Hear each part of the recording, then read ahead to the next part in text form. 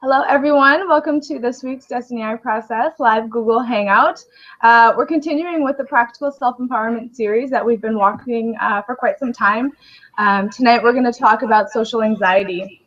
I think, from my perspective, it's something that every person can probably relate to some degree, being maybe just a slight experience of feeling awkward in social moments, or to a really extreme kind of play out of isolation. So we're going to talk about that with Dan Malera, who's coming from the East Coast in the US. Hey, Dan, welcome. Thank you. Awesome to have you. So Dan has got kind of a unique story with social anxiety.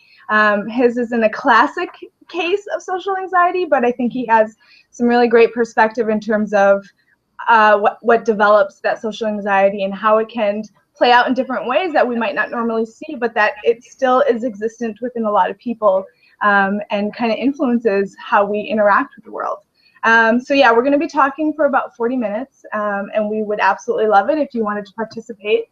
If you have questions or comments or insights, definitely get those in. You can just go to the Q&A app from the Google Plus page, submit your questions there. We'll be talking for about 40 minutes. Otherwise, if you're watching from YouTube, click on Be a Part of the Discussion. That will take you to the Google Plus page. You will have to be signed in to an account to be able to participate, but we are definitely looking forward to any inputs tonight. So yeah, let's just get started. Dan, why don't you just tell us a little bit about your experience with social anxiety, kind of where it started developing for you, and kind of how it played out in your life. Sure. All right. So I come from New York. It was the first 11 years of my life, and that was when I was in elementary school and getting first, adapted into the social world. And what happened was that I wasn't really at the top of the social hierarchy, and I was aware of that. And I tried to fit in, and I used a lot of humor, and I tried to basically wiggle my way in, and I was constantly comparing myself to the coolest kids in the class. And then eventually, I found fortunate was that my parents decided to move to California. So by the age of 11, I had all this information about how I should be to be in the crowd. And, it was minorly effective in New York, but then I got to go to California, and my goal was to use that as like a social reset. And now I get to recreate myself new. And the whole time I was, really using my head to kind of nail down and figure out how people were and how I had to be liked and accepted. And, I was effective to some degree, but I always had that kind of underlying doubt and insecurities and kind of the social anxiety point. And especially through my nail biting, actually, it was like there's this anxious thing that went on, whether I was with people or not. But like when I wasn't with people, I was imagining scenarios of how things would play out, and I'd be like thinking about it kind of like that. And I never really labeled myself socially anxious. It wasn't so extreme to the point where that term was in my vocabulary and I defined myself with it. But there definitely was social anxieties going on in the way that my behavior was showing. Yeah, I think that we've kind of stereotyped social anxiety in a way where we kind of see it as the people that are kind of the outcasts or kind of standalone-ish, or people who didn't have a lot of friends had social anxiety. But I think, in your case, and even in my case, I had friends growing up. I had a group of friends. I would never probably have been seen as someone who had social issues. But within myself, I was just a bundle of anxiety. I was uncomfortable all the time. I definitely, had comparisons and judgments, and it was just it was like a constant state of anxiety. Like you're constantly on edge every time you're around other people. And it's like you're just waiting for that moment when you're exposed to be kind of how you perceive yourself to be, as this like just not good enough, and people will find you out. And so that was my experience with it. And I think that it's interesting because people just kind of want to label social anxiety to look one way, but it's not. It exists in people even who can make friends. It's just this kind of point that exists, and we're able to hide it really well, but it still exists. Is that something that, I totally agree. It's like its ability. It seems like if you're not good at hiding it, then you're labeled socially anxious. But there are some popular kids who are just really good at hiding their anxieties. But we're really socially oriented people, just being people. We're always looking to others to see how and how to define ourselves, really. And a lot of anxieties come from that, like fears and concerns, worries. Yeah.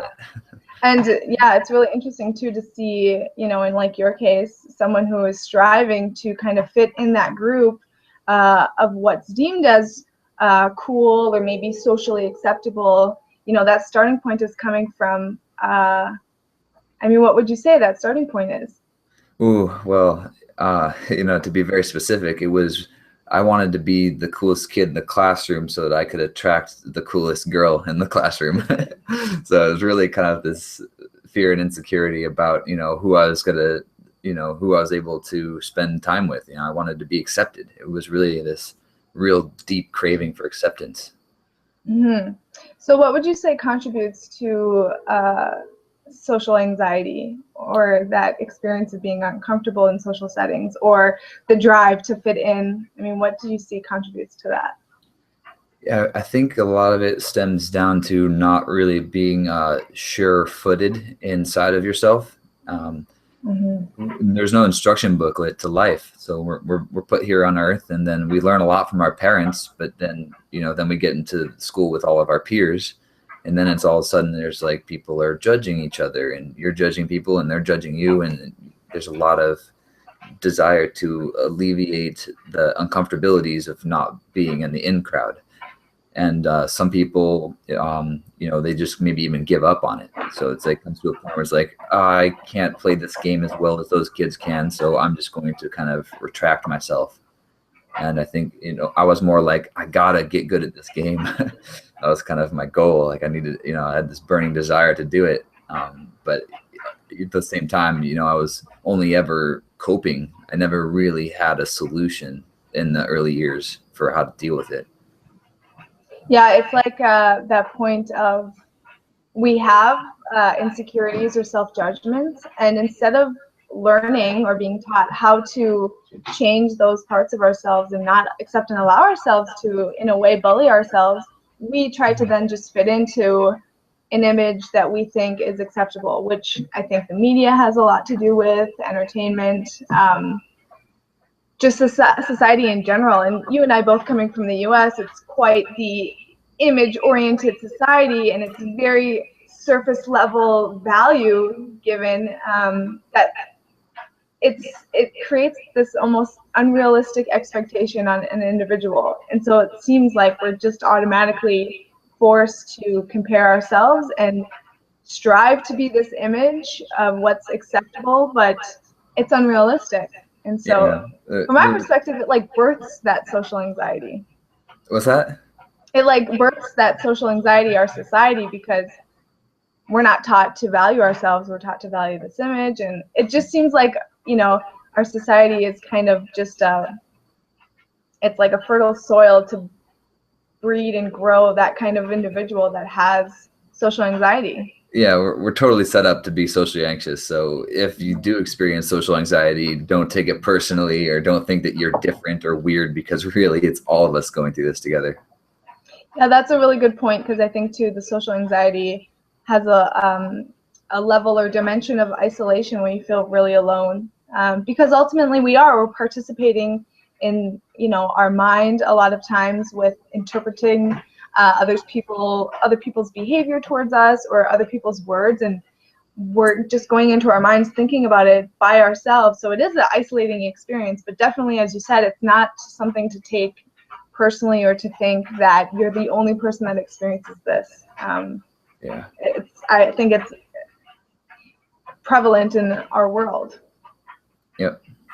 So what would you say was kind of the worst case of the social anxiety for you? Like, how did it kind of play out, and what were the consequences you kind of saw? Okay, let's see. It really was that breeding ground. I remember in elementary school where I was constantly comparing myself to others. there was one vivid moment that really stuck with me where we were watching a movie in class and we were sitting on the ground and I was kind of relaxed, leaning back, and I had my legs crossed. And then a group of maybe 3 of the cool kids or whatever were a little bit behind me, and they started laughing. And eventually it became obvious that they were laughing at me. And it was because I crossed my legs, and they were saying that crossing your legs means that you're gay. And then because they had this like really like targeted and this laughter, and they're laughing at me, and because they're behind me as well, it's like, it just really kind of activated this whole fear of like, oh man, I hope this isn't going on like behind my back all the time. And so then that came like a starting point for me to really have this deep rooted fear of not being accepted and being judged from others. And, you know, from there forward, I was kind of, you know, always making sure that I would try to sit the right way, or it was a thought that I couldn't get rid of. It was like, oh man, like every time I crossed my legs, I was brought right back to that moment. So it kind of ruined the comfortable position of sitting for me. Yeah, it's like, yeah, such a moment could easily tarnish a simple expression of self and being comfortable in the moment. Yeah. Which is unfortunate.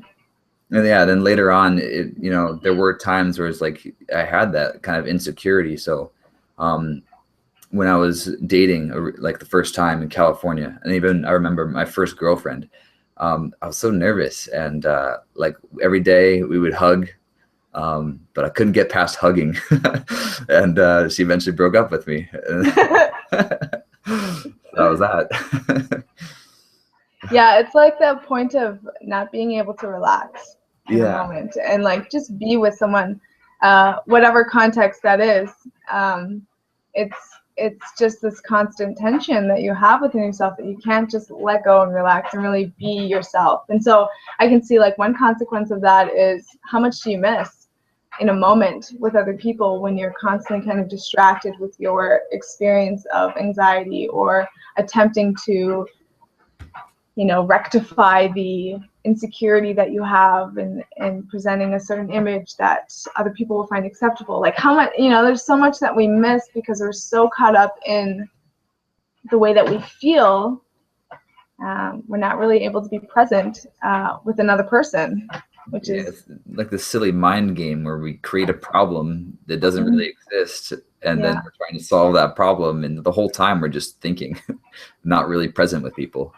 Yeah, exactly. And yeah, I could see for myself too a lot of what contributed to my social anxiety. And still, it's a point that I'm working with. It's interesting because for a moment there, I thought I had that figured out and I was really getting comfortable with myself and I really could just let all that go. But, you know, deeper dimensions kind of open up and I'm faced in with new situations, new social settings, and there's still aspects that I have to kind of work with. But yeah, I found often what is contributing to that experience is definitely thoughts, you know, and the more that I would think about,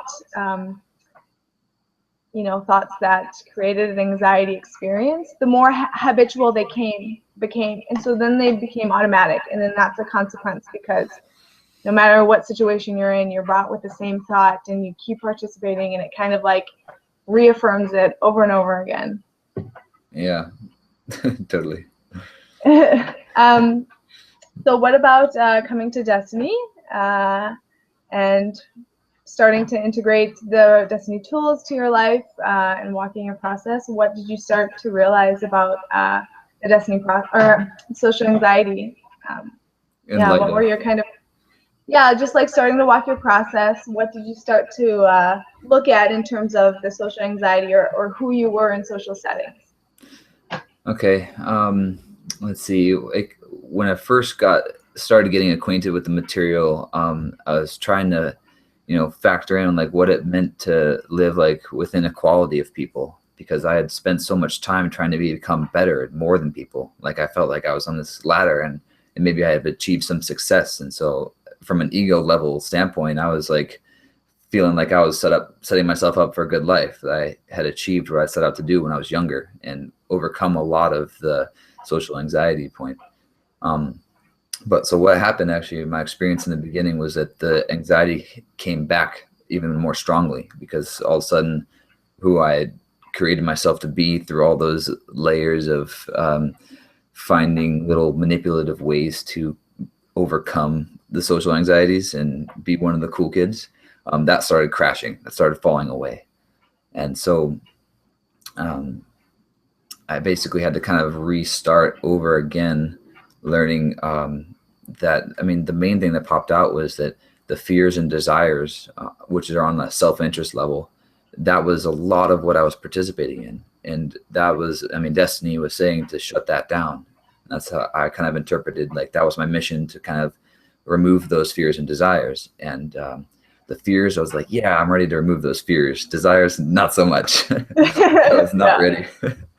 Yeah, so it took me a while to start realizing that, the desires that I had within social settings, I had to also start getting rid of those. And as I started doing that, that's when the social anxiety was really starting to be lifted off of my shoulders in a way that was real and permanent, not a coping mechanism like what I had been doing my whole life.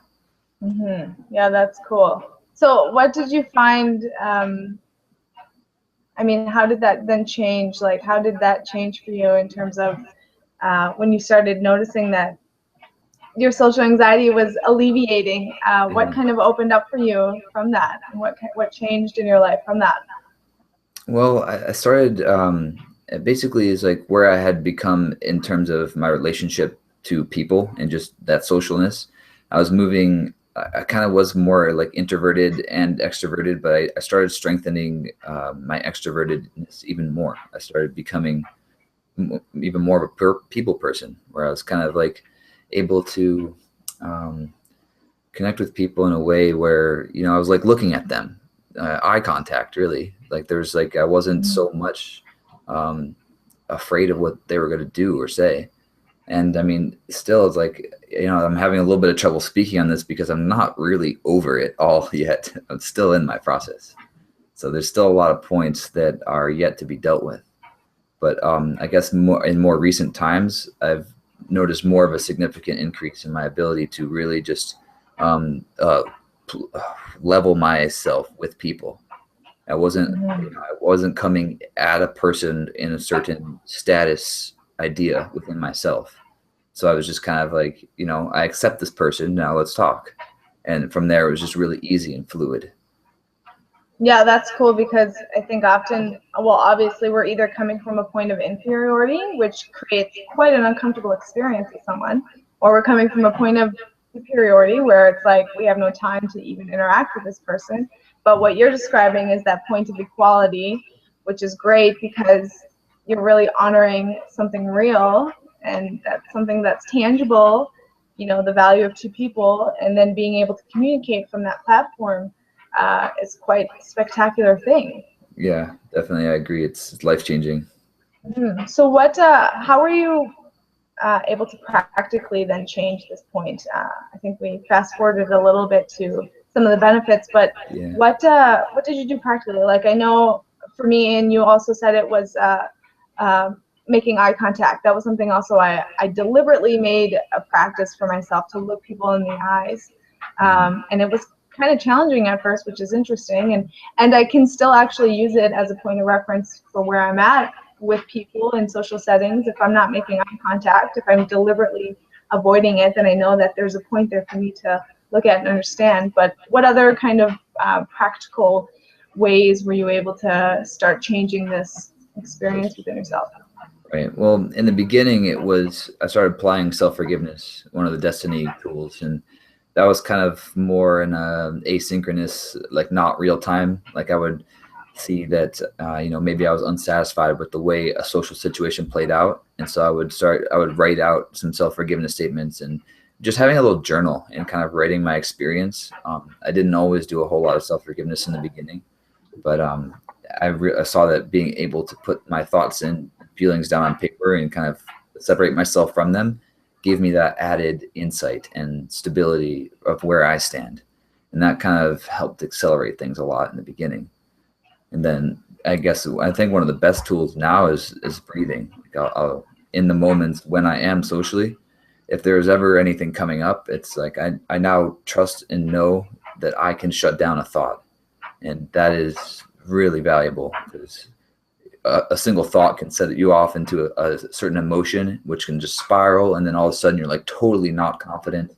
And, you just want to leave, you want to jet out of there. And, there's a lot of different consequences to, the nature of thoughts, but really being able to take a breath and just, all right, it's like, I'm just me. I don't need to consider all of these dynamics that I see going on between who I am and who they are and what's going on here. Like overanalyzing the situation way too much. Yeah. Mm-hmm. And what are your experiences? Yeah, no, I was going to say first that is such a really cool point that you mentioned in terms of knowing that you can shut a thought down, because I think that we are taught that thinking and the voice in our head and our kind of internal interpreter is very much who we are. It's a self-definition that we've never questioned, and we just trust that. But yeah, to be able to shut down a thought, which is what basically holds or we give so much of our power to, that one line of thought, like you said, can really set you off into a spiraling downfall. To be able to kind of know who you are in relation to your thoughts and be able to stop them is so empowering. So I think that's really cool that you brought that up. There was also this factor of like, and this was later on too, my mom was always big into chiropractors and making sure I had a good spinal alignment. And I noticed too that like, if I'm really like kind of sulking over or slouched over, that's when I'm really not present and I'm in my head thinking. So there was this aspect of using my body and how I'm sitting in my body as kind of a cross reference for how present I was, and versus how much I was in my mind, because you can have really terrible posture if you're thinking because you're not really aware of your body. Yeah, absolutely. And how just changing such a thing as your posture can really make a difference in your experience. Yeah. Oh, well, also just I studied communication in college too, and my favorite class was nonverbal.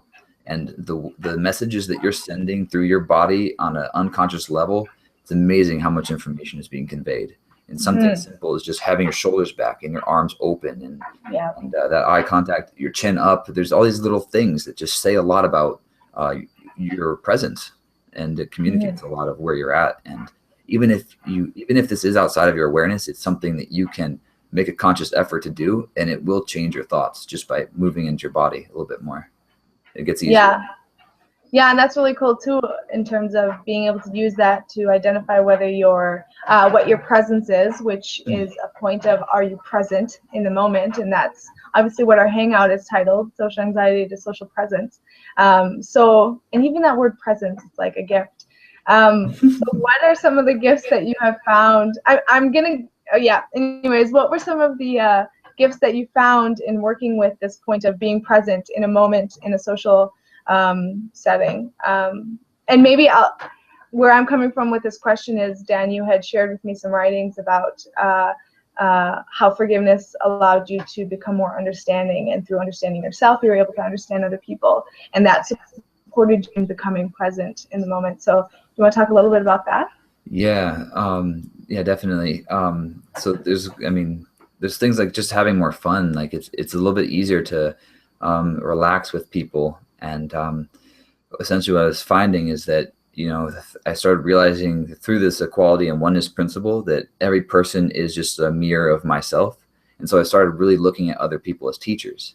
And then at that point, it was like that it was not about so much judging them and separating myself and kind of trying to define me in relation to them. Like, oh, this person is that way and I'm so much greater or I'm so much lower. But really, if I found that there were strong, desirable character traits in others, then all of a sudden I kind of saw them as a mentor. It's like, that's something I want to get that and learn that. And so it became on my kind of to-do list of like character attributes to spend time working on. And then on the contrary, if there were things that I didn't see and didn't like in other people, to be self-honest, which is not always so easy, but what I would see is that they were really just mirroring me. So no matter how atrocious or ugly other people were, I could see that there's a connection to how I am when I look at myself and other and past moments and how I've been living. Maybe I've separated myself from that because I don't want to be honest that I am this way, but really other people, my judgments and my charge towards how people are bad or worse or in any way shows me it's a red flag point. And now it's like, all right, now I need to look back at myself. What is it that I have done? Oh, there it is. I can kind of see it. And then I would walk the self-forgiveness process to start releasing that layer. And then, I get more patient with people. It doesn't matter how, annoying they are, because I'm breathing and I'm learning. Yeah, absolutely. And I think also, just the reverse of that even, I found for myself when I was walking self-forgiveness, and it's not even in relation to social anxiety, it can be in relation to anything. When I'm walking a process of self-forgiveness, automatically what comes through is a point of understanding, because in the forgiveness, you're forgiving yourself for being a certain way, and you're letting that go, and forgiveness is such an amazing thing. So when you're able to do that for yourself, you can really do that for other people too. And so anything that you do see in another person that you don't like, and you can definitely use to reflect on yourself, but it's also a point of, you're automatically going to understand why they are being that way or why they're existing that way, because you've already kind of gotten yourself to a point of understanding yourself through forgiving yourself. So yeah, forgiveness as a whole is such an amazing tool. Yeah, I kind of understand that is by walking the self-forgiveness, then I'm kind of automatically forgiving of others, because I understand where they're at in their process, and that they will walk a path much like I did to be able to overcome that. In any way that I can help them from where they're at currently, I'll do. But it's got to be a kind of a mutual agreement between both parties. I'm not forcing anybody to be self-honest, because that does not work. Absolutely. Yeah, definitely. Yeah, you have to start with yourself for sure. Yeah. Yeah. So what else do you have to share about this social anxiety? What else have you found in terms of, I know you had mentioned like your relationships in the past were kind of where you saw the worst of the social anxiety come out. How is that different for you now? Is that different for you now? Yeah. Now I don't feel so burdened by all the thinking, because when the thoughts do come up and maybe I get nervous, or there are some points of like things coming up, I know that I have the tools to handle it. And so if I don't transform myself in that moment and breathe and restabilize and kind of direct myself pure without kind of the baggage of all my fears and desires and stuff, then I can just do it later. And when I do it later, then I'm more prepared for that situation the next time it comes around. And by do it later, I mean, do the self-forgiveness and kind of open up and investigate that point. Because there's really this like key importance to self-investigation. Because the more you understand yourself, the more you understand others, the relationships become clear. And then there's no more of this mind game necessary, because you can just be present with people. Mm-hmm. Yeah, absolutely. So what would you say then to someone who feels like completely overwhelmed with social anxiety, whether they experience it the way that you experienced it, or they experienced it maybe in a more isolating way? What would you say to someone who has social anxiety and feels kind of distraught about it? Because, I think, well, my experience with it was I felt quite powerless about it. So what would you say to anyone kind of facing that point of social anxiety? I think at any level, it's good to write and investigate yourself.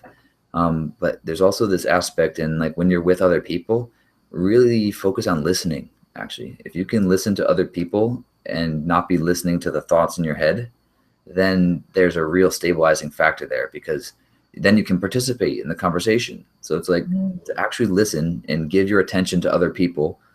Firstly, you're not thinking inside your head about how you look or or what to say next. You're actually just listening.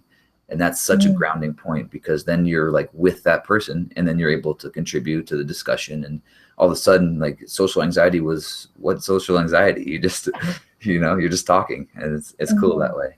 So it's like, you really got to get out of your head, and listening is a good way to do that.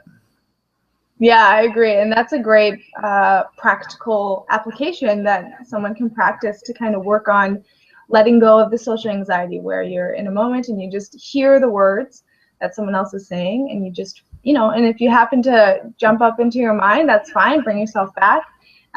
Just even that simple practice can be so supportive and so life-changing, really. I mean, because it's developing a new habit, and it's developing a new way to be, and it's in a way asserting who you are in life, which I think for me, you know, what I would say to someone is we're so mean to ourselves when we allow social anxiety in the context of judgments and insecurities and comparisons direct us. We're really limiting ourselves, and we're really kind of suppressing ourselves and who we could be. And it's not fair, I think. We're not really giving ourselves a fair chance in life when we allow that. So that point of making a decision of, this is who I'm going to be in a moment, and I'm going to listen to your words, and I'm going to interact with you as an equal, is so empowering. And just changing that one little point can have big effects, which I think is awesome. It's really not that hard to do, but if it does seem like it's hard to do, I think that's part of the process of social anxiety, is it seems really difficult to be present. And so there's a big factor in terms of like not judging yourself or being, trying to be less hard on yourself. And maybe a good stepping stone, if you're ready to try self-forgiveness, is do self-forgiveness on the judgments that you see other people are judging you as. It's really like that's a reflected self-judgment. And you can release that layering of judgment that you have on yourself little by little. And you got to be patient, and you got to be determined. And you know, eventually you can work through this. It's a self-empowerment series that we're doing, right? That's the goal. Yeah. Well, and that I think too is a point that is so important, is social anxiety probably has an aspect of victimization. Well, it does. I mean, I could see that in my experience. I felt like I was a victim to how I thought other people perceived me, when really I was a victim to my own self definitions. And in that victimization, you're already creating helplessness and powerlessness, because you're putting yourself in a position of, I'm a victim to how other people see me. Yeah. If you were to just stop even at one point, you know, a lot of things would open up, because you would realize you are responsible, and holy crap, in responsibility, I have power. Like, that's amazing. Yeah, it does feel really good to realize that you're responsible and able to overcome all of the crap going on in your head. Yep. I mean, it does take that point of self-honesty, which, like you said, is really difficult. But if you can admit that to yourself, that you are creating and creating that experience of social anxiety, if you can admit that to yourself, that that's your doing, you know, that's quite an amazing thing, because if you're creating it, that means you can stop it, and that means you can change it. So it does take that point of self-honesty to actually make the decision to say, I'm stopping. I'm not allowing this anymore. This is not who I am. So yeah, I mean, it's like a blessing and a curse that you're responsible, because so many people don't want to take responsibility, but it is the key, and it's amazing once you do it. Yeah, I mean, when it happens that, you know, other people are the problem, then you're a victim, and then that's a really sticky trap, because you can't do anything. So yeah, always just recognizing that you're the problem, as much as that hurts. It's really empowering, especially if you like do the self-forgiveness, because it hurts at first, but that's what the forgiveness is for. So you can release that hurt and that kind of self-hatred almost that you have on subtle levels. Absolutely. We do have a comment from Marzana Rutkowska, and she's saying, hello guys, thanks for the hangout. Just wanted to mention, I am sure you know, but some interview from Atlanteans from ECAF about overwhelming series and panic attacks and insecurity, which are great. Listen, I definitely agree. The ECAF inventory has got a plethora of supportive material, and I'm sure there's multiple. I can't think of any specifically besides what Mazana has suggested, but I'm sure there's some series about social anxiety or insecurities, or the different dimensions that basically manifest as social anxiety within us. So definitely check out ecaf.com. We'll share the link to that. Dan, do you have any specific material that you suggest for?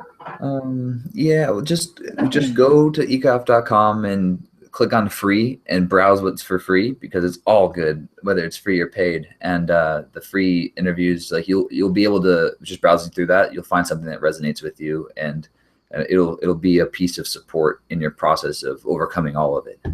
So yeah, absolutely, definitely. So thanks, Marzana, for that comment. Yeah, and then I would also say, in terms of what Dan and I have been talking about tonight, in terms of the tools that we have to empower ourselves, to check out the Desteni I Process Lite course. It's, we'll share the link in the description box, but it basically gives you a very introductory level of what we're talking about here: self-forgiveness, writing, breathing, understanding oneself, one's mind, and how we create our experience and how we can change what influences us. So definitely check that out. Dan, do you have anything else you want to say about this point of social anxiety?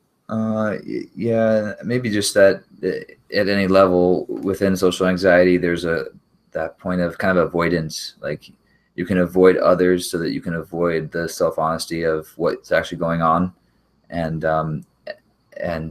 just be careful of avoidance, because it's easy to do that, and it's, I mean, if it happens, fine, all in good time. So just kind of keep bringing moments and problems and issues back to yourself so that you're empowered to walk the solution. Definitely in writing, if it seems hard, writing helps slow things down a little bit, makes it a little bit more easy to do. And then all of a sudden, it's like you become the deprogrammer of your life. You're in control. And that's a really cool, empowering feeling, to be able to overcome anything that ails you, and through writing, forgiveness, and breathing. Simple.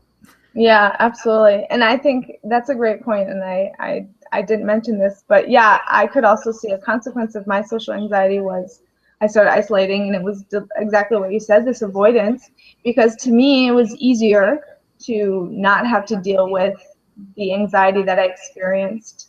And essentially I was in a point of blame and victimization, and it's just the way it is, and I'd rather just avoid it altogether. But yeah, I mean, obviously there's a lot of things that we then miss out because of that. And so I would suggest for anyone to kind of take Dan's approach, where he's more of a challenge yourself to change that point and put yourself in uncomfortable situations. Yeah. Yeah. I mean, another cure for social anxiety is exposure. You put yourself out there, and you're going to get feedback. And the avoidance is how you go into those time loops of kind of taking longer. And it's the easier way. So you kind of want to challenge yourself as much as possible. Yeah, it's the easier way, but it's also the more difficult way, because you could take the most hard and difficult route, which is probably the most uncomfortable, but you're going to get a more direct feedback and perhaps change, an opportunity to change. Whereas if you're avoiding and it's easy for you, like you said, you're just prolonging the process, because inevitably you're going to have to change that part of yourself. I mean, why wouldn't you want to change that part of yourself? It's not something you would want to live with for the rest of your life. Right. Yeah. You don't want to look back regretting that you didn't change what you could have changed, especially after watching this hangout. Yeah, exactly. Cool. Okay, well, I think that will do it for our hangout. Thank you, Dan, so much for joining me. It's a pleasure. Thank you. So stay tuned. Anna will be back with another episode of the Practical Self-Empowerment series. And then tomorrow, of course, Desteni will be back with a movie hangout review. So check it out. Thank you for joining us, and we'll see you next time. Bye, everybody.